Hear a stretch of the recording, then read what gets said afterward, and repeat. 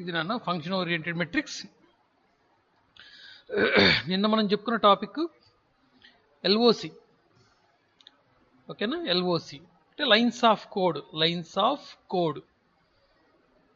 బేసిక్గా lines of కోడ్ని బట్టి మనం ఆ ప్రాజెక్ట్ని మెజర్ చేయొచ్చు. దాని యొక్క ప్రొడక్టివిటీని, దాంట్లో ఉన్న ప్రాబ్లమ్స్ని, అలాగే వ్యక్తుల యొక్క సమర్థతని మనం మెజర్ చేయొచ్చు. దీంట్లో తీసుకోకూడనివి ఏంటి? బ్లాంక్ లైన్స్ తీసుకోకూడదు. ఎల్ఓసిని మెజర్ చేసేటప్పుడు లైన్స్ ఆఫ్ కోడ్ని మనం కౌంట్ చేసేటప్పుడు తీసుకోకూడనటువంటి అంశం ఏమిటంటే బ్లాంక్ లైన్స్ తీసుకోకూడదు, కామెంట్స్ తీసుకోకూడదు. ఎందుకంటే ఈ రెండు కూడా నో యూజ్ ఫర్ ద కంపైలర్కి అనవసరమైనటువంటివి అనమాట. ఒక ప్రోగ్రామ్ని కంపైల్ చేయాలి అంటే అది లైన్స్ ఆఫ్ కోడ్ని కౌంట్ చేసుకుంటుంది. ఎన్ని లైన్స్ ఎక్కువగా ఉంటే కంపైలర్కి అంత ఎక్కువ సమయం పడుతుంది. సో లైన్స్ ఆఫ్ కోడ్ని మనం మెజర్ చేసేటప్పుడు మనం తీసుకోకూడనటువంటి అంశాలు అనమాట ఈ రెండు కూడా. Okay, right. సో దాన్ని బట్టి మనం బేసిక్గా ప్రతి ప్రాజెక్టుకి సంబంధించి, ప్రతి ఆర్గనైజేషన్లో ప్రతి ప్రాజెక్టుకి సంబంధించి ఒక టేబుల్ తయారు చేసుకుంటారు. సో ఈ టేబుల్లో ఉన్నటువంటి వాల్యూస్ని ఫార్ములాస్ ద్వారా ఇంప్లిమెంట్ చేసి, సో దేనికి ఎంత వాల్యూ వచ్చింది అనే దాన్ని బట్టి ఆ వాల్యూని బేస్ చేసుకొని దానిలో ఉన్నటువంటి క్వాలిటీ, రకరకాల అంశాలు తెలుసుకుంటారనమాట. ఓకేనా? సో ఇవి వాల్యూస్. ఇక్కడ మీకు కనిపిస్తున్నవన్నీ వాల్యూస్.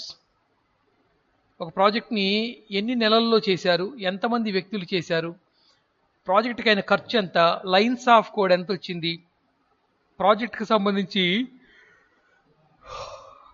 డాక్యుమెంట్లో ఉన్న పేజెస్ ఎన్ని, ఎర్రర్స్ ఎన్ని వచ్చినాయి, ప్రాజెక్ట్లో వచ్చినటువంటి సమస్యలు ఏమేమి ఉన్నాయి, కోడ్లో వచ్చిన సమస్యలు, ప్రాజెక్ట్లో వచ్చిన సమస్యలు, ఇలా ప్రతిదానికి ఎన్ని వచ్చినాయి అనే కౌంట్ తీసుకొని వాటిని పైన ఉన్నటువంటి ఫార్ములాస్ ద్వారా, ఓకేనా, క్వాలిటీని మెజర్ చేయడానికి, ఎఫర్ట్ని మెజర్ చేయడానికి, కాస్ట్, డాక్యుమెంటేషన్, ప్రొడక్టివిటీ, ఇలా ఎగ్జాంపుల్ ఇవి ఇంకా చాలా ఉంటాయి. ఈ ఎగ్జాంపుల్ చూపించాం అంతే. మెజర్ చేయడానికి ఈ విలువల్ని ఆ ఫార్ములాస్లో, అక్కడున్న ఫార్ములాస్లో ఈక్వల్ టుకి కుడివైపు ఉన్నటువంటి ఫార్ములాస్ ద్వారా తెలుసుకోవడం జరుగుతుంది. ఓకేనా? ఈరోజు ఫంక్షన్ ఓరియంటెడ్ మెట్రిక్స్. బేసిక్గా ఈ ఫంక్షన్ ఓరియంటెడ్ మెట్రిక్స్ని 1970s 1970 దశకంలో తీసుకొని రావడం జరిగింది. IBM కంపెనీకి సంబంధించినటువంటి ఆల్బ్రెక్ట్ అనే అతను తీసుకొని వచ్చాడు 1970s. సో బేసిక్గా ఈ ఫంక్షన్ ఓరియంటెడ్ మెట్రిక్స్ వీటిని దేని ఆధారంగా మెజర్ చేయాలి అంటే, ఇంతకుముందు మనం చెప్పుకుంది లైన్స్ ఆఫ్ కోడ్. ఇప్పుడు ఫంక్షనాలిటీ మనం చెప్తూ ఉంటాం కదా. అప్పుడు మనం సెల్ ఫోన్లో యూజ్ చేస్తూ ఉంటాం. సెల్ ఫోన్లో కొన్ని యాప్స్ తీసుకున్నాం అనుకోండి, కొన్ని యాప్స్ మనం యూజ్ చేయాలంటే చాలా ప్రాసెస్ చేస్తాడు వాడు. అంటే రకరకాలుగా ఇన్పుట్స్ అడుగుతాడు మన దగ్గర నుంచి. రకరకాలుగా ఇన్పుట్స్ ఇచ్చిన తర్వాత అప్పుడు వాడి సెక్యూరిటీ పాస్వర్డ్ ఇచ్చిన తర్వాత ఆ పాస్వర్డ్ ఓకే అనుకున్న తర్వాత ఓటీపీ ఇస్తాడు. మళ్ళీ ఓటీపీని చెక్ చేసుకున్న తర్వాత అప్పుడు మన మొబైల్ నుంచి మనమే యాక్సెస్ అవుతున్నాం అని చెప్పేసి నెట్వర్క్లో ఆ యాప్ని డెవలప్ చేసిన సంస్థ డిసైడ్ చేసుకుని అప్పుడు మనల్ని లోపలికి ఎంటర్ చేస్తుంది. ఒక అప్లికేషన్ ద్వారా మొబైల్లో కానీ కంప్యూటర్లో కానీ ఒక అప్లికేషన్ని మనం ఉపయోగించడానికి కొన్ని అప్లికేషన్స్ సింప్లెస్ట్ ప్రాసెస్ చేస్తాయి. కొన్ని అప్లికేషన్స్ కొంచెం కాంప్లెక్స్ ప్రాసెస్ చేస్తాయి. అంటే రకరకాలుగా ఇన్పుట్స్ అడుగుతూ ఉంటారు, రకరకాల లెవెల్స్లో అడుగుతారు ఇన్పుట్స్. ఓకేనా? అలాగే కొన్ని యాప్స్ అనేవి మనకు వర్క్ మొత్తం అయిపోయిన తర్వాత సింపుల్ అవుట్పుట్ని ఇస్తాయి, ఒకే ఫ్రేమ్లో అవుట్పుట్ని ఇస్తాయి. ఒకటి కంటే ఎక్కువ ఫ్రేమ్స్ అంటే స్క్రీన్స్, ఒకటి కంటే ఎక్కువ స్క్రీన్స్లో మనకు అవుట్పుట్ని ఇస్తాయి. కొన్ని ఒకే స్క్రీన్లో ఇస్తాయి. ఇలా ఒక్కొక్క యాప్కి ఒక్కొక్క రకమైన ఫంక్షనాలిటీ ఉంటుంది. మన యాప్ని యూజ్ చేసినప్పుడు వాడు అడుగుతుంటాడు చూడండి, రేటింగ్ అడుగుతాడు. రేటింగ్, ఈ యాప్ మీకు ఎంత బాగా నచ్చింది అంటే దాంట్లో ఉన్న ఫంక్షనాలిటీస్ మనకు బాగా నచ్చినాయి. ఇప్పుడు ఇక్కడ మీరు యూజ్ చేస్తుంది గూగుల్ మీట్ యాప్ మొబైల్లో నుంచి. నేను గూగుల్ మీట్ యాప్ మొబైల్లో నుంచి వాడను. నేను మెషిన్లో నుంచి కంప్యూటర్లో నుంచి వాడుతున్నాను. జీమెయిల్లో నుంచి నేరుగా నేను యాప్ని ఓపెన్ చేస్తాను. మీ మొబైల్లో ఉండేటువంటి ఫెసిలిటీస్ కంటే నాకు త్రూ జీమెయిల్ ఫెసిలిటీస్ ఎక్కువగా ఉంటాయి. ఇప్పుడు మీ అందరూ అడ్మిట్ అవుతున్నారు, మీ అందరూ జాయిన్ ఆప్షన్ తీసుకుంటారు. మీరు జాయిన్ ఆప్షన్ తీసుకున్నప్పుడు నేను ఇక్కడ అడ్మిట్ అనే ఆప్షన్ తీసుకోకపోతే మీరు అడ్మిట్ కార్ క్లాస్లోకి. అంటే ప్రతి ఒక్కరికి నేను కమిన్ అని చెప్పాలి. కానీ ఇక్కడ త్రూ జీమెయిల్ గూగుల్ మీట్తో పాటు వీడు ఏం చేశాడంటే కొన్ని అడిషనల్ యాప్స్ డెవలప్ చేశాడు. గూగుల్ మీట్కి అనుసంధానంగా ఉండేటువంటి, అంటే ఇంటర్ రిలేటెడ్గా ఉండేటువంటి కొన్ని యాప్స్ని డెవలప్ చేశాడు. అంటే అటెండెన్స్ ఒకటి మీకు నేను ఫస్ట్లో చూపించాను, అటెండెన్స్. ఓకేనా? అటెండెన్స్లో కూడా ఎవరు ఏ టైంలో లెఫ్ట్ అవుతున్నారు, ఏ టైంలో జాయిన్ అవుతున్నారు అనే డేటా ఒకటి. మీరు అడ్మిట్ అవుతూ ఉంటే, మీరు జాయిన్ అవుతూ ఉంటే నేను అడ్మిట్ అని ఇవ్వాల్సిన అవసరం లేకుండా ఆటో అడ్మిట్ ఆప్షన్ ఇచ్చేసాడు. Auto admit option. ఓకేనా? తర్వాత నేను చెప్పే క్లాస్ అవసరమైతే రికార్డింగ్ ఆప్షన్, అంటే అది కొన్నిట్లో మనం కొనుక్కునే యాప్స్లో ఉంటుందన్నమాట. ఇలా నెంబర్ ఆఫ్ ఆప్షన్స్ అనమాట. ఇవన్నీ ఫంక్షనాలిటీస్. ఒక యాప్ను మనం ఉపయోగిస్తున్నప్పుడు యాప్కి సంబంధించిన ఫంక్షనాలిటీస్ని బట్టి మనం దానికి రేటింగ్ ఇస్తాం. ఇప్పుడు మీ క్లాస్ అయిపోయింది, క్లాస్ అయిపోగానే నేను దీన్ని క్లోజ్ చేస్తాను, ఇంకా కాల్ కట్ చేస్తాను. కాల్ కట్ చేయగానే వెంటనే అడుగుతుందన్నమాట రేటింగ్. 5 స్టార్ వచ్చేసేస్తుంది, 5 స్టార్లు వస్తాయి. నేను 5 స్టార్ రేటింగ్ ఇచ్చేస్తాను యాజ్ యూజువల్గా. సో ఎన్ని స్టార్లు అని ఇచ్చేదాన్ని బట్టి వాడు మనం దీన్ని ఎంతగా ఇష్టపడుతున్నాము, ఈ యాప్ యొక్క ఫెసిలిటీస్ని మనం ఎంతగా ఇష్టపడుతున్నాము, ఫెసిలిటీస్ మనకు ఎంత బాగా ఉపయోగపడుతున్నాయి అన్న విషయం వాడు తెలుసుకొని ఇంకొంచెం డెవలప్ చేయడానికి ప్రయత్నం చేస్తాడు. ఓకేనా? సో ఒక ఫంక్షనాలిటీ అనేది తీసుకున్నట్లయితే ఒక యూజర్ ఒక యాప్ను ఓపెన్ చేసి ఇన్పుట్ ఇస్తూ ఉన్నప్పుడు ఎన్ని రకాలుగా యూజర్ని ఎన్ని రకాల ఇన్పుట్ డేటాని యూజర్ నుంచి తీసుకుంటోంది, సింపుల్గా తీసుకుంటుందా, యావరేజ్ రిస్క్ ఉందా, కాంప్లెక్సిటీ ఎక్కువగా ఉందా అన్న విషయాన్ని ఇక్కడ ఫంక్షనాలిటీ ద్వారా మనం క్యాలిక్యులేట్ చేస్తాము. ఒక యాప్ అనేది ఇన్పుట్ విషయంలో యూజర్ దృష్టిలో సింపుల్గా ఉందా, ఒక యాప్ అనేది ఇన్పుట్ విషయంలో, డేటా ఇన్పుట్ ఇచ్చే విషయంలో యూజర్ దృష్టిలో, యూజర్కి సంబంధించి అది సింపుల్గా ఉంటుందా, యావరేజ్గా ఉంటుందా, కాంప్లెక్స్తో ఉంటుందా, అంటే కష్టంగా ఉంటుందా అన్న విషయాన్ని ఇక్కడ మనం కనుక 5 స్టార్ రేటింగ్ ఇచ్చినట్టుగానే ఇక్కడ మనం పాయింట్స్లో చెప్పచ్చు. ఓకేనా? అలాగే అవుట్పుట్స్ ఎన్ని రకాల అవుట్పుట్స్ ఉన్నాయి, అవి సింపుల్గా ఉన్నాయా, చదవటానికి సింపుల్గా ఉన్నాయా, సులభంగా అర్థం చేసుకునే విధంగా ఉన్నాయా, యావరేజ్గా ఉన్నాయా, లేదా కాంప్లెక్సిటీ ఎక్కువగా ఉందా. యావరేజ్ అంటే ఏమిటి? అర్థమైంది కానట్టుగా. కాంప్లెక్సిటీ అంటే మహా కష్టంగా ఉంది అర్థం చేసుకోవటం.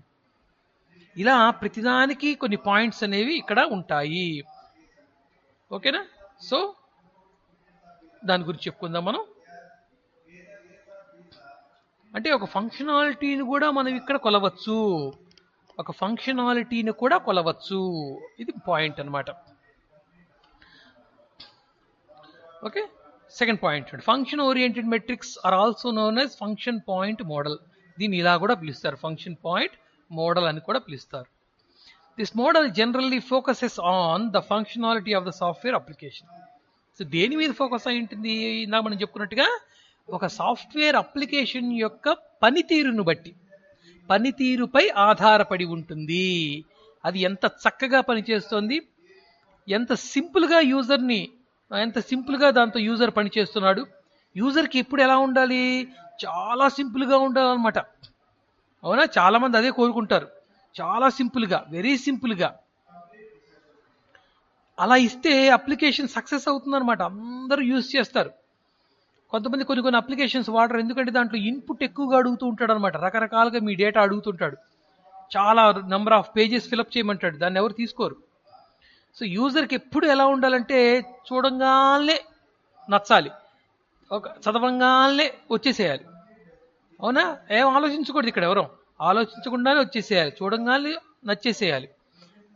ఎగ్జామ్ కూడా చూడండి, ఎగ్జామ్ కూడా చాలామంది ఏం కోరుకుంటారు? ఎగ్జామ్కి వెళ్ళే ముందు దేవుడా నేను 5 క్వశ్చన్ చదివాను, ఈ 5 ఎగ్జామినేషన్లో వచ్చేటి చేయి స్వామి, నేను నీకు 2 టెంకాయలు కొడతాను.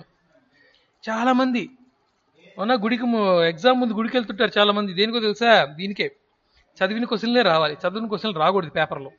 ఒకవేళ వచ్చినా కూడా అవి చాయిస్ కింద వెళ్ళిపోవాలి. ఓకేనా? అవి కూడా చాలా సింపుల్ క్వశ్చన్లు రావాలి. ఓకే, ఇలా ఒక యూజర్ అనేవాడు ఎప్పుడూ కూడా సర్వసాధారణంగానే ఆలోచిస్తాడు. సో కంపెనీస్ కూడా యూజర్ యొక్క సైకాలజీని బట్టి అతనికి ఎంత ఈజీగా అప్లికేషన్ ఉండాలి, ఇన్పుట్స్ ఇవ్వాలి, అతను ఎంత ఈజీగా ఇంటర్ఫేస్ అంటే చూసేటువంటి స్క్రీన్ అర్థం అవ్వాలి, ఎంత సింపుల్గా అర్థం అవ్వాలి. తర్వాత యూజర్ ఇచ్చిన తర్వాత అవుట్పుట్, మళ్ళీ అప్లికేషన్ తిరిగి మనకు అవుట్పుట్ ఇవ్వాలి. ఆ అవుట్పుట్ ఎంత సింపుల్గా ఉండాలి, ఎంత ఈజీగా అర్థం చేసుకోవాలి యూజర్. ఇలా చాలా వర్కౌట్ చేస్తారమ్మా దీని మీద. ఓకేనా? దాన్ని మెజర్ చేయొచ్చు, ఫంక్షనాలిటీని మెజర్ చేయొచ్చు. ఎంత ఈజీగా ఉంది, ఎంత కష్టంగా ఉంది, ఎంత యావరేజ్గా ఉంది, ఏమైనా కండిషన్స్ అడుగుతున్నాడా, క్రైటీరియాస్ ఉంటాయి, కండిషన్స్. అవునా? కొన్ని చూడండి, మీరు కొన్ని చూసే ఉంటారు. అన్ని ఇన్పుట్స్ ఇచ్చిన తర్వాత చివరిలో క్యాప్చా అడుగుతుంది. క్యాప్చా అని చెప్పేసి ఒక 4-5 అక్షరాలు ఇస్తాడనమాట. అవి కూడా ఎలా ఇస్తాడంటే అర్థమయ్యి కానట్టుగా కొన్ని ఉంటాయి, అర్థమయ్యేట్టుగా కొన్ని ఉంటాయి, కొన్ని మెలికలుగా ఉంటాయి. మనకు విసుగు పుడుతుంది కొన్ని ఎంటర్ చేసిన తర్వాత, దీని తర్వాత చూద్దామని అనిపిస్తుంటుంది అనమాట. అంటే అప్లికేషన్స్ యూజర్స్ని ఎంతగా ఆకట్టుకుంటున్నాయి, ఎంతగా కష్టపెడుతున్నాయి అన్న రేటింగ్ మనం ఇక్కడ చేయొచ్చు, మెజర్ చేయొచ్చు. ఓకేనా? అట్లాంటి ఎప్పుడైనా క్లిష్టమైనటువంటి అప్లికేషన్స్ ఇన్పుట్ మీరు ఇచ్చినారా ఎవరైనా? Anybody else? ఇన్పుట్ ఇచ్చిన తర్వాత క్యాప్చా అంటే సపరేట్ కోడ్ ఉంటుంది కదా, క్యాప్చా విషయంలో కష్టపడ్డ వాళ్ళు ఎవరైనా ఉన్నారా ఇప్పటి వరకు? ఎనీబడి? క్యాప్చా విషయంలో నేను ఒకసారి కాదు 2-3 సార్లు కోడ్ ఎంటర్ చేస్తే కానీ నాకు కరెక్ట్ క్యాప్చా నాకు అర్థం కాలేదు, 2-3 సార్లు ఎంటర్ చేసిన తర్వాత నాకు అప్లికేషన్ లోపలికి వెళ్ళాను అనేవాళ్ళు ఎవరైనా ఉన్నారా మీలో? Anybody else?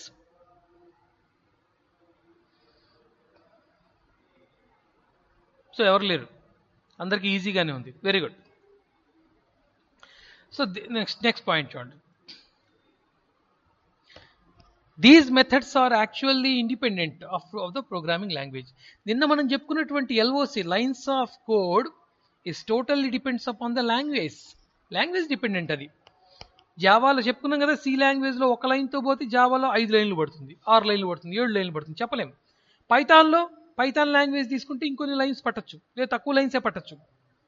ఇలాగా అది లాంగ్వేజ్ డిపెండెంట్. నిన్న మనం చెప్పుకున్నటువంటి మెట్రిక్స్ అనేది లాంగ్వేజ్ డిపెండెంట్. ఈ రోజు చెప్పుకునేది లాంగ్వేజ్ డిపెండెంట్ కాదు, లాంగ్వేజ్ ఇండిపెండెంట్. ఫంక్షనాలిటీ ఎక్కడైనా ఒకటే కదా. ఇప్పుడు స్క్రీన్ తయారు చేస్తున్నాం అంటే స్క్రీన్ని సిలో తయారు చేస్తాం, జావాలో తయారు చేస్తాం, పైథాన్లో తయారు చేస్తాం, ఫోర్ట్రాన్లో తయారు చేస్తాం, దేంట్లో తయారు చేస్తాం మనం. That is not issue.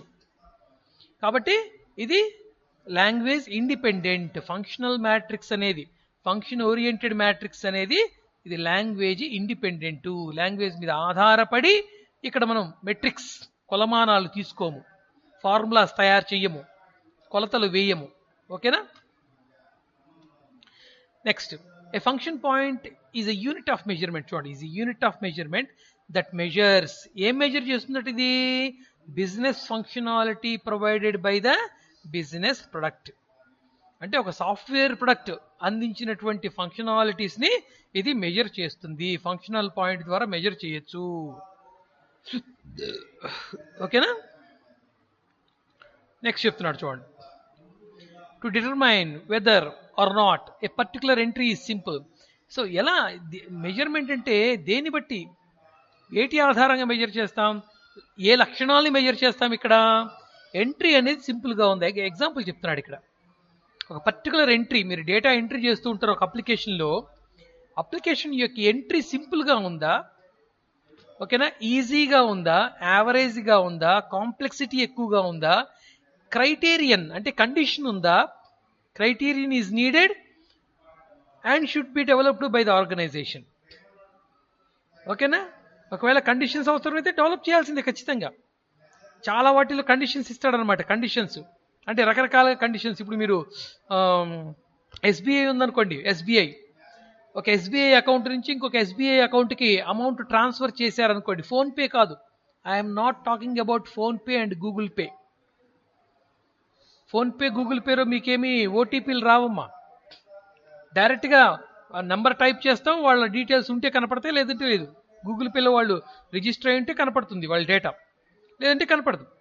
But in case of internet banking నేరుగా SBI State Bank of India వెబ్సైట్లోకి వెళ్ళిపోయి మన యూజర్ నేమ్ పాస్వర్డ్ ఇచ్చిన తర్వాత క్యాప్చా అడుగుతుంది. క్యాప్చా ఇచ్చిన తర్వాత లోపలికి ఎంటర్ అయిన తర్వాత అక్కడ మీరు అమౌంట్ ట్రాన్సాక్షన్ చేసేటప్పుడు, అమౌంట్ని ట్రాన్స్ఫర్ చేసేటప్పుడు ఒక అకౌంట్ నుంచి ఇంకొక అకౌంట్, సేమ్ ఎస్బీఐ అనుకోండి, 10,000 లోపలైతే మీ దగ్గర ఎలాంటి ఓటీపీ అడగదు.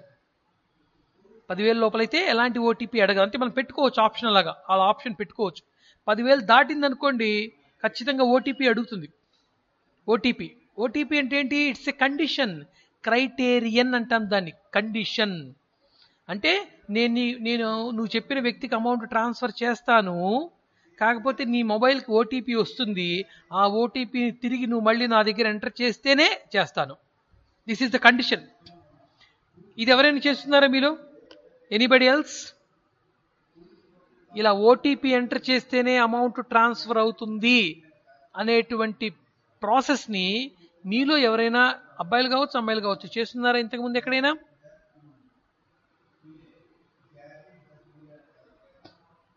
ఎవరైనా చేస్తున్నారా? కొన్ని బ్యాంక్ రిలేటెడ్ ట్రాన్సాక్షన్ తీసేసేయండి.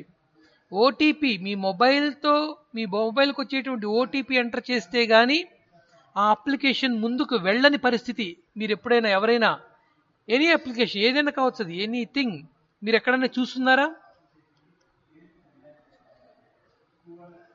హలో, ఎవరైనా? Anybody else? ఓకే, ఎవరమ్మా? ఒక్క నిమిషం. వెంకటరమణనా? వెంకటరమణ, ఏ అప్లికేషన్ చూసావు? కొంచెం గట్టిగా చెప్పమ్మా. Very good, very good.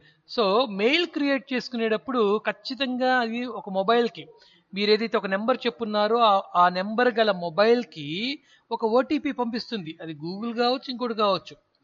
So ఆ ఓటీపీని ఎంటర్ చేస్తేనే మీరిచ్చినటువంటి మీ పేరు, మీ యూజర్ ఐడి, మీరిచ్చిన పాస్వర్డ్, ఇవన్నీ కూడా గూగుల్ వాడి, అంటే జీమెయిల్ అకౌంట్లో మీకు ఒక అకౌంట్ క్రియేట్ అయిపోయి జీమెయిల్లో అక్కడ మీ డేటా మొత్తం కూడా స్టోర్ అయిపోతుంది. సో ఎందుకు మొబైల్తో లింకప్ పెడతారంటే సమ్ సెక్యూరిటీ రీజన్స్ ఏవో ఉంటాయి వాళ్ళకి, ఏవో సెక్యూరిటీ రీజన్స్. ఎప్పుడైనా మీరు పాస్వర్డ్ మార్చుకోవాలంటే మళ్ళీ ఆ మొబైల్ ఆ నెంబర్తో వస్తే మీరు పాస్వర్డ్ మార్చుకోవచ్చు ఒకవేళ పాస్వర్డ్ మర్చిపోతే. సో దీని క్రైటీరియన్ అంటాం మనం, కండిషన్. గతంలో ఇలా ఉండేది కాదు. మేము ఒక 5 years 6 years back Gmail create చేసుకున్నప్పుడు ఇలాంటి మొబైల్తో లింకప్ లేదు. రీసెంట్గా అంటే ఒక 2-3 years నుంచి ఇలాంటి ప్రాసెస్ మొత్తం పెట్టుకుంటూ వచ్చాడు అనమాట. కండిషనల్గా పెట్టుకుంటూ వచ్చాడు. నువ్వు ఓటీపీ ఎంటర్ చేస్తేనే నీకు నేను అకౌంట్ క్రియేట్ చేసి పెడతాను, నువ్వు ఓటీపీ ఎంటర్ చేస్తేనే నీ అమౌంట్ ట్రాన్స్ఫర్ చేస్తాను. ఇలాంటి కండిషన్స్ అనేవి కూడా ఈ ఫంక్షనాలిటీలో భాగంగానే ఉంటాయి. ఓకే, ఇవన్నీ ఫంక్షనాలిటీస్ అమ్మా. ఒక అప్లికేషన్ అనేది మనం యూజ్ చేస్తున్నప్పుడు అది బ్యాంక్ రిలేటెడ్గా కావచ్చు, ఇందాక అమ్మాయి రమణ చెప్పినట్టుగా Gmail account creation related application కావచ్చు, మీకు ఎదురుగా కనిపిస్తుంటుంది కదా రిజిస్ట్రేషన్ ఫామ్, అది కూడా అప్లికేషనే కావచ్చు. సో ఇలా ప్రతిదానికి కండిషన్స్ అనేవి ఉన్నా, సింపుల్గా ఉందా ఆ ప్రాసెస్, కష్టంగా ఉందా, లేదా యావరేజ్గా ఉందా, అర్థమయ్యి కానట్టుగా ఉందా, ఇలా ప్రతిదానికి you can provide some qualifying marks. మీరు కొన్ని నెంబర్స్ ఇవ్వచ్చు, మార్క్స్ ఇవ్వచ్చు మీరు దానికి. సో అవి ఎలా ఉంటాయనేది ఒకసారి మనం టేబుల్లోకి వెళ్ళిపోయి చూద్దాం. ఇక్కడ ఇచ్చాడు చూడండి. So domain characteristic. డొమైన్ అంటే వర్కింగ్ ఏరియా. డొమైన్ అంటే with which you are working, దేంతో మీరు పనిచేస్తున్నారు దాన్ని డొమైన్ అంటాం. Domain, input domain, output domain, ఓకేనా, ఇట్లా డొమైన్స్ అంటాం వాటిని. Domain means it's an area. చూడండి, నెంబర్ ఆఫ్ యూజర్ ఇన్పుట్స్ ఎన్ని ఉన్నాయి ఇక్కడ కౌంట్ తీసుకుంటాం మనం. 10 ఇన్పుట్స్ ఉన్నాయి. 10 ఇన్పుట్స్ ఎలా ఉన్నాయి? సింపుల్గా ఉన్నాయా, యావరేజ్గా ఉన్నాయా, కష్టంగా ఉన్నాయా? సింపుల్గా ఉన్నాయి అన్నాం అనుకోండి, ఇప్పుడు ఈ నెంబర్ ఆఫ్ యూజర్ ఇన్పుట్ దీనికి వచ్చేటువంటి మార్క్స్ దీనికి వచ్చే మార్క్స్ అంటే టోటల్గా మనం ఇచ్చే రిజల్ట్ అనమాట, మన సాటిస్ఫాక్షన్. మనం చెప్పాడు కదా, కిరణ్ చెప్పాడు, అమెజాన్లో ఒక వస్తువు కొన్నప్పుడు నేను ఎంత బాగా దీన్ని ఇష్టపడుతున్నాను అనే దానికి 4 మార్కులు, 4.2 మార్కులు, 3 మార్కులు, ఒకడైతే 1 పాయింట్ ఇస్తాడు, 1 మార్క్ ఇస్తాడు అనమాట. ఇప్పుడు నేను ఇక్కడ 10 టోటల్గా 10 ఇన్పుట్స్ ఉన్నాయి అనుకోండి. టోటల్గా 10 ఇన్పుట్స్ అనేవి నాకు చాలా సింపుల్గా ఉంటే మనకి ఇక్కడ కౌంట్ ఎంత వస్తుంది, 30 వచ్చేస్తుంది. అవుట్పుట్స్ మొత్తం 20 ఉన్నాయి అనుకోండి, 20 అవుట్పుట్స్ ఉన్నాయి అనుకోండి. దాంట్లో కొన్ని సింపుల్గా ఉన్నాయి, కొన్ని కష్టంగా ఉన్నాయి. అంటే 10 సింపుల్గా ఉన్నాయి, 10 కష్టంగా ఉన్నాయి. టోటల్ కౌంట్ ఇక్కడ వచ్చేస్తుంది మనకు 10 × 40, 10 × 4, 10 × 5. ఓకేనా? యూజర్ ఇంక్వైరీ చేసే ప్రాసెస్ ఉంటుంది అనమాట. యూజర్ ఇంక్వైరీస్, అది ఏదైనా కావచ్చు, అది ఓటీపీ కావచ్చు. ఓటీపీ అంటే నథింగ్ బట్ ఎంక్వైరీనే కదా. అంటే మనమే యూజ్ చేస్తున్నామా, ఇంకోటి ఎవడైనా మన అకౌంట్లోకి వెళ్ళిపోయి యూజ్ చేస్తున్నాడా, ఇది ఒక ఎంక్వైరీ. ఓటీపీని పంపించడం ద్వారా మనమే యూజ్ చేస్తున్నామా, ఇంకొకరు ఎవరైనా యూజ్ చేస్తున్నారా అన్న విషయాన్ని కంప్యూటర్ అంటే సాఫ్ట్వేర్ ఇలా ఈ పద్ధతిలో తెలుసుకుంటుంది అనమాట. కొన్ని చోట్ల చూడండి మనకు ఫింగర్ ప్రింట్ కూడా ఇస్తాడు. కొన్ని ఆఫీసెస్లో మనం వెళ్తున్నాం అనుకోండి, ఆఫీస్ లోపలికి వెళ్ళాలనుకోండి, అక్కడ ఒక ఐరిష్ కెమెరా ఉంటుందన్నమాట. మన కన్ను పెడితేనే అక్కడ స్కాన్ అయిపోయి డోర్ ఓపెన్ అయిపోతుంది. అంటే మనం ఎంప్లాయీనా కాదా అన్న ఎంక్వైరీని మనిషి కాకుండా మెషిన్ చేస్తుంది. అక్కడ నెంబర్ ఆఫ్ ఫైల్స్, ఎన్ని ఫైల్స్ యూజ్ చేశారు సాఫ్ట్వేర్ కోసం, ఓకేనా? ఎన్ని ఫైల్స్ యూజ్ 100 ఫైల్స్ యూజ్ చేశారు. అవి సింపుల్గా ఉన్నాయా, కష్టంగా ఉన్నాయా, యావరేజ్గా ఉన్నాయా? ఇంటర్ఫేసెస్ అంటే ఏమిటి? స్క్రీన్. మనం సెల్ ఫోన్ ఓపెన్ చేసిన తర్వాత వాట్సాప్ కానీ, స్కైప్ కానీ, గూగుల్ మీట్ కానీ, లేదా కెమెరా కానీ, క్యాలిక్యులేటర్ కానీ ఓపెన్ చేసినప్పుడు ఏదైతే ఒక తెర మనకు కనపడుతుందో, డిజైన్గా ఒక స్క్రీన్ కనపడుతుందో, దాన్ని ఇంటర్ఫేస్ అంటాం. It's an interface. అది ఎలా ఉంది మనకు? సింపుల్గా ఉందా, చూడటానికి కష్టతరంగా ఉందా, కన్ఫ్యూజన్గా ఉందా ఇంటర్ఫేస్ అనేది? ఇది కూడా మనం క్యాలిక్యులేట్ చేయొచ్చు. అంటే ఒక యూజర్ టోటల్గా అప్లికేషన్ ఎలా ఫీల్ అవుతున్నాడు, దాంట్లో ఉన్న ఫంక్షనాలిటీస్ని ఎలా ఫీల్ అవుతున్నాడు. ఇది చాలా సింపుల్గా ఉంది, 2-3 జస్ట్ నా పేరు, నా ఫోన్ నెంబర్ అడిగింది, ఇంకేం అడగలేదు. నాకు చాలా సింపుల్ అనిపించింది. ఫోన్ నెంబర్, చాలామందికి చూడండి, మీ పేరు చెప్పండి రా అంటే చెప్తారు, మీ ఫోన్ నెంబర్ చెప్పండి రా అంటే చెప్తారు, మీ ఆధార్ నెంబర్ చెప్పండి రా అంటే కొంతమంది చెప్పలేరు, అందరు కాదు, కొంతమంది చెప్పలేరు. ఇప్పుడు నేను ఒక అప్లికేషన్ డెవలప్ చేస్తాను. దాంట్లో అది మీరు ఓపెన్ చేసి వాడుకోవాలి అంటే మీ పూర్తి పేరు ఇవ్వాలి, తర్వాత మీ డేట్ ఆఫ్ బర్త్ ఇవ్వాలి, మీరు పుట్టిన టైం ఇవ్వాలి. మీరు పుట్టిన టైం, ఏ టైంలో పుట్టారో ఎవరికి తెలుస్తుంది? చాలామందికి తెలియదు ఈ విషయం. ఏ టైంలో పుట్టారంటే మళ్ళీ అమ్మకో నాన్నకో ఫోన్ చేసి అడగాలి. మీ ఆధార్ నెంబర్ ఇవ్వాలి, మీ అకౌంట్ నెంబర్, మీ బ్యాంక్ అకౌంట్ నెంబర్ ఇవ్వాలి. ఇది చాలామందికి గుర్తుండదు. మీ పిన్ కోడ్ ఇవ్వాలి. ఇలా అడ్డమైన క్వశ్చన్లు పెట్టారనుకోండి, దాంట్లో ఏమంటారు? దీన్ని యూజ్ చేయడం అనవసరం అనుకుంటారు. ఎందుకంటే ప్రతిదానికి ఎవరికొకరికి ఫోన్ చేసి అడగాలి. అమ్మనో నాన్నో అడిగి, నాన్న నేను ఏ టైంలో పుట్టాను అని అడగాలి. ఆధార్ నెంబర్ రెడీగా పెట్టుకోవాలి, అకౌంట్ నెంబర్ రెడీగా పెట్టుకోవాలి. అంటే వెంటనే మనకి పని కాదు. అప్లికేషన్ డౌన్లోడ్ చేసుకోగానే ప్లే స్టోర్ నుంచి వెంటనే పని అయ్యే విధంగా మీరు గుర్తుపెట్టుకునే డీటెయిల్స్ ఏముంటాయి? మీ ఊరు పేరు, మీ పేరు, మీ అమ్మ పేరు, నాన్న పేరు, ఓకేనా? మీరు 10th క్లాస్ ఏ స్కూల్లో చదివారు, ఇంటర్ ఏ స్కూల్లో చదివారు, డిగ్రీ ఎక్కడ చదువుతున్నారు, ఇలాంటి మీరు గుర్తుపెట్టుకునేటువంటి క్వశ్చన్లనే నేను అక్కడ ఇంటర్ఫేస్లో ఆ ఇన్పుట్లో ఇచ్చాను అనుకోండి, మీరు చాలా ఈజీగా దాన్ని ప్రొవైడ్ చేయొచ్చు. అలా కాకుండా క్లిష్టతరంగా ఇచ్చారనుకోండి, దీన్ని నేను తర్వాత యూజ్ చేస్తానులే, ఇది చాలా కష్టంగా ఉందని చెప్పేసి దాన్ని కాసేపు పక్కన పెట్టేస్తాం.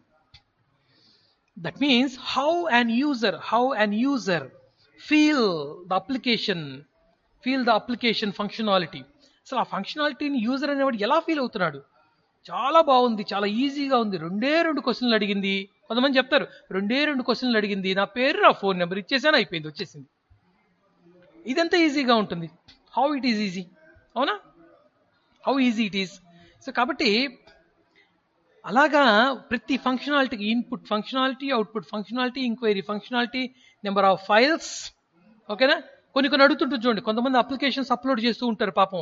ఈ విఆర్ఓ ఎగ్జామ్స్ కోసం, విఆర్ఈ ఎగ్జామ్స్ కోసం, గ్రూప్స్, బ్యాంక్ ఎగ్జామ్స్ కోసం అప్లై చేసేటప్పుడు వాళ్ళ సర్టిఫికేట్స్ అప్లోడ్ చేయమంటూ ఉంటుంది అనమాట.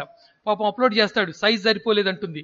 సైజ్ ఎక్కువైంది అంటుంది, మళ్ళీ సైజ్ తగ్గించుకుంటాడు, తగ్గించుకోవడం చేత కాదు, మళ్ళీ వేరే ఇంటర్నెట్ పాయింట్ దగ్గరికి వెళ్ళిపోతాడు, వాడి కొంత డబ్బులు ఇస్తాడు, గందరగోళంగా ఉంటుంది అనమాట. ఫోటో అప్లోడ్ చేస్తాడు, ఫోటో సైజ్ ఎక్కువగా ఉంటుంది, దాన్ని తగ్గించుకుంటాడు మళ్ళీ. సో చూడండి కొన్ని ఎంత క్లిష్టతరంగా ఉంటాయో ప్రాసెస్లు, ఇన్పుట్ ఇచ్చే ప్రాసెస్లు. ఓకేనా? సో అలాగే ఒక్కొక్క ఫంక్షనాలిటీని యూజర్ ఎలా ఫీల్ అవుతున్నాడు అన్న విషయానికి రేటింగ్ ఇవ్వచ్చు, మార్క్స్ ఇవ్వచ్చు. దాన్ని బట్టి టోటల్ వచ్చేస్తుంది మనకి ఇక్కడ. టోటల్ ప్రాజెక్ట్లో ఉన్నటువంటి ప్రాజెక్టుని యూజర్ ఎలా ఫీల్ అవుతున్నాడు, టోటల్ ప్రాజెక్ట్ని ఎంత కష్టంగా ఫీల్ అవుతున్నాడు అన్న విషయం మనకి ఇక్కడ కౌంట్లో వచ్చేస్తుంది, టోటల్ కౌంట్లో. ఇక్కడ ఇచ్చాడు చూడండి నెక్స్ట్ స్లైడ్లో. ఫంక్షనల్ పాయింట్స్ ఎలా కంప్యూట్ చేస్తాం, కౌంట్. ఇన్పుట్స్ ఎన్ని ఉన్నాయి? 32. అవుట్పుట్స్ ఎన్ని ఉన్నాయి? 60.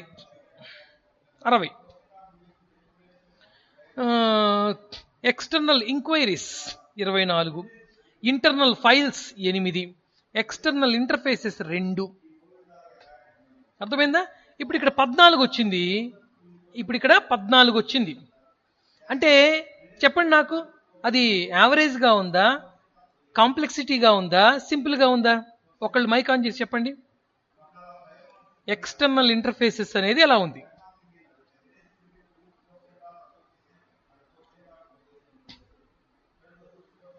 ఎక్స్టర్నల్ ఇదంతా ఇది మొత్తం కాంప్లెక్సిటీ అమ్మా, ఇది రిజల్ట్. నేను లాస్ట్ వన్ అడుగుతున్నాను. 2 ఇంటర్ఫేసెస్ 2 ఉన్నాయి, 2 స్క్రీన్లే ఉన్నాయి. 2 స్క్రీన్లు సింపుల్గా ఉన్నాయా, యావరేజ్గా ఉన్నాయా, కాంప్లెక్స్గా ఉన్నాయా? రిజల్ట్ని బట్టి చెప్పండి. 14 వచ్చింది రిజల్ట్.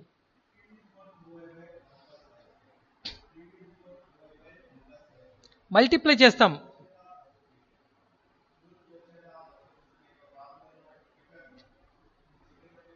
హలో, ఉన్నారా జనాలు?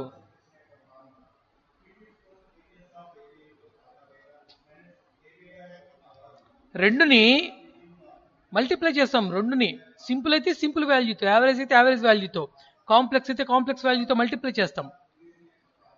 ఇప్పుడు ఎంక్వైరీస్ అనేవి సింపుల్గా ఉన్నాయా, యావరేజ్గా ఉన్నాయా, కాంప్లెక్స్తో ఉన్నాయా, అంటే కష్టంగా ఉన్నాయా? రిజల్ట్ 14 వచ్చింది.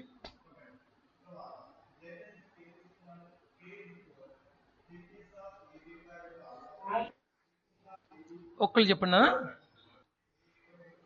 ఎలా ఉన్నాయి? యావరేజ్గా ఉన్నాయి. Right, good. ఓకే. సో అలా ఒక్కొక్క ఫంక్షనల్ పాయింట్ని మనం మెజర్ చేయొచ్చు, ఒక్కొక్క ఫంక్షనాలిటీని మనం మెజర్ చేసుకోవచ్చు. రైట్. నేను ఒక విషయం చెప్తానమ్మా మీకు, మీరు ఎందుకు ఆన్సర్ ఇవ్వడానికి ఎంత ఫీల్ అవుతున్నారు నాకైతే అర్థం కావట్లేదు. Unless you have to open your mouth, మీరు జీవితంలో ఎదగటం చాలా కష్టం. జీవితంలో ఎదగటం అంటే అమ్మ ఇచ్చిన నగలేసుకోవటము, నాన్న గురించి ఇచ్చినటువంటి బట్టలు వేసుకొని తిరగటము, లేదా నాన్న దగ్గర బండి తాళం తీసుకొని పరిగెత్తుకుంటూ రోడ్లోకి రావటము, లేదా ఈ విచ్చలవిడిగా డబ్బు సంపాదించడమో కాదు. Communication is most important. అది లేక చాలామంది లైఫ్లో ఫెయిల్ అయిపోతున్నారు. అటు మ్యారిటల్ లైఫ్లో ఫెయిల్ అయిపోతున్నారు, ఎడ్యుకేషనల్ లైఫ్లో ఫెయిల్ అయిపోతున్నారు. సో కాబట్టి చూడండి, రీసెంట్గా ఇన్ఫోసిస్ కంపెనీ చీరాల్లో, ఇన్ఫోసిస్ కంపెనీ మన చీరాల పేరు వినే ఉంటారు మీరు. అక్కడ ఇంటర్వ్యూ కండక్ట్ చేస్తే ప్రకాశం జిల్లా